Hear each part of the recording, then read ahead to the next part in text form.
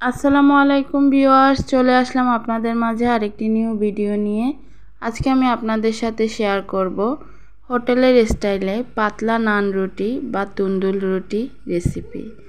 ঘরে থাকা সামান্য কিছু উপকরণ দিয়েই কিন্তু বানিয়ে ফেলতে পারেন মজাদার এই রুটি। চলুন দেখে নেই কীভাবে তৈরি করি রেসিপিটি। প্রথমে এখানে আমি নিয়ে নিলাম 2 চা চামচ পরিমাণে ইস্ট। এখন আমি 1 কাপ পরিমাণে কুসুম গরম পানি দিয়ে দেব। খুব বেশি গরমও না ঠান্ডাও না, একটা আঙ্গুল ডুবানো যায় এরকম গরম পানি। এখন আমি ইস্টটা একটু নেড়েচেড়ে দিচ্ছি। 5 মিনিটের মতো অপেক্ষা করব। চলে আসলাম 5 মিনিট পর। দেখতেই পাচ্ছেন ইস্ট কিন্তু গলে গিয়েছে। অবশ্যই ইস্ট গলিয়ে নিতে হবে। এখন দিয়ে দেব 1 টেবিল চামচ চিনি, 1 টেবিল চামচ গুঁড়ো দুধ, 1 চা চামচের অর্ধেক বেকিং পাউডার, পরিমাণ মতো লবণ। এখন আমি খুব ভালোভাবে মিশিয়ে নেব। মেশানো হয়ে গেছে। এখন আমি দিয়ে দেব 1.5 কাপ পরিমাণে ময়দা। আপনারা চাইলে আটা দিয়েও করতে পারেন। এবারে আমি একটি ডো তৈরি করে নেব।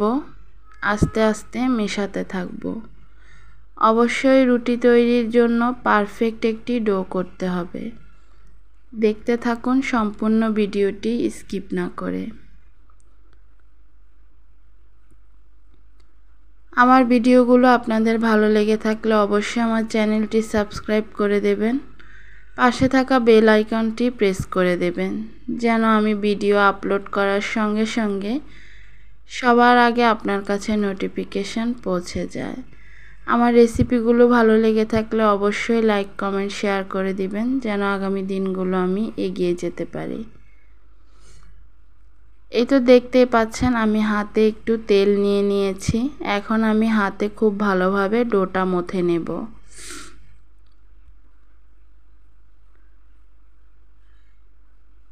ডোটা খুব ভালোভাবে মথে নিয়েছি। এখন আমি আবারও হাতে একটু তেল নিয়ে ডোর গায়ে লাগিয়ে দেব। এভাবে একটু ভালোভাবে চারদিকে তেলটা মাখিয়ে নেব। এখন আমি রেস্টে রেখে দেব 2 ঘন্টার জন্য।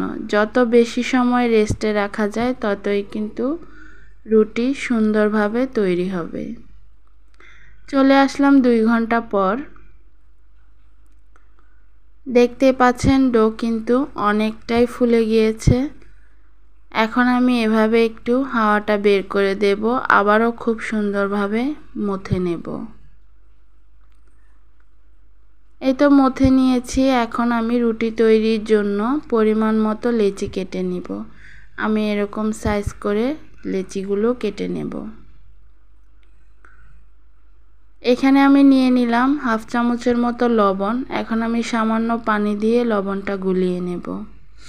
রুটি তৈরির জন্য পিঁড়ি নিয়ে নিলাম।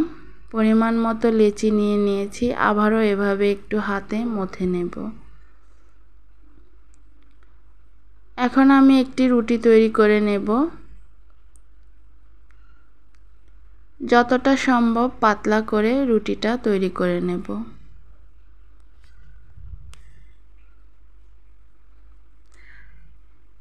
এই তো দেখতেই পাচ্ছেন আমি এরকম সাইজ করে রুটি তৈরি করে নিয়েছি। একেবারে পাতলা, দেখতেই পাচ্ছেন নরমাল রুটি যেরকম তৈরি করি সেরকমই রুটি। আমি আরও একটি রুটি তৈরি করে নিচ্ছি। দেখতেই পাচ্ছেন আমি আরও একটি রুটি তৈরি করে নিয়েছি এরকম পাতলা করে।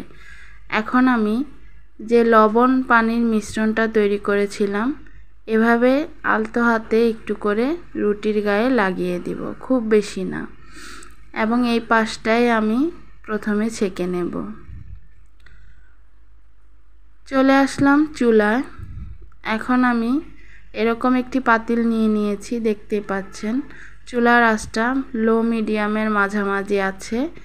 এরকম উপর করে পাতিলটা বসিয়ে দিলাম। একটু হালকা গরম হলে এভাবে রুটি দিয়ে দিলাম পাতিলের উপরে।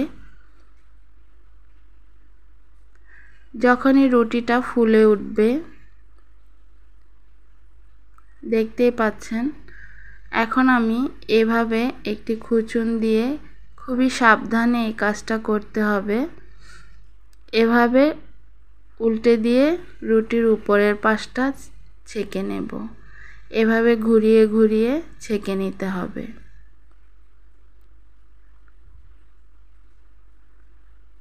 দেখতেই পাচ্ছেন, আস্তে আস্তে করে এই কাজটা করে নিতে হবে। আমি একটা রুটি ছেঁকে নিয়েছি, এখন আমি আবারও উপর করে দিলাম। এবারে আমি আস্তে আস্তে একটা পাশ থেকে রুটিটা তুলে নেব।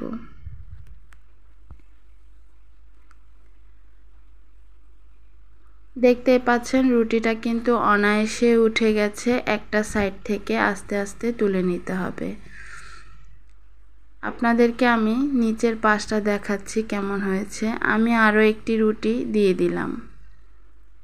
একইভাবে এই রুটিটাও আমি তৈরি করে নেব। এই তো দেখতেই পাচ্ছেন ফুলে উঠেছে। এখন আমি আবারও উপর করে দিয়ে রুটিটা সেঁকে নেব।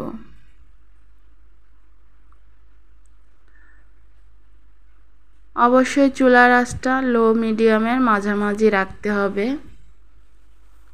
এভাবে করে ঘুরিয়ে ঘুরিয়ে আমি এই রুটিটাও সম্পূর্ণ সেঁকে নেব। দেখতেই পাচ্ছেন আমার এই রুটিটাও কিন্তু সেঁকা হয়ে গেছে। এখন আমি তুলে নেব। একটা পাশ থেকে আস্তে আস্তে এভাবে একটু তুলে নিলেই কিন্তু সম্পূর্ণ রুটিটা উঠে আসবে।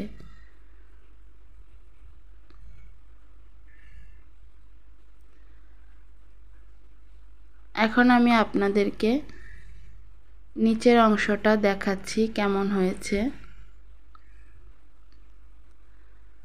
দেখতেই পাচ্ছেন লবণ পানি দেওয়ার কারণে নিচের অংশটা এরকম মুচমুচে হবে, ক্রিস্পি হবে।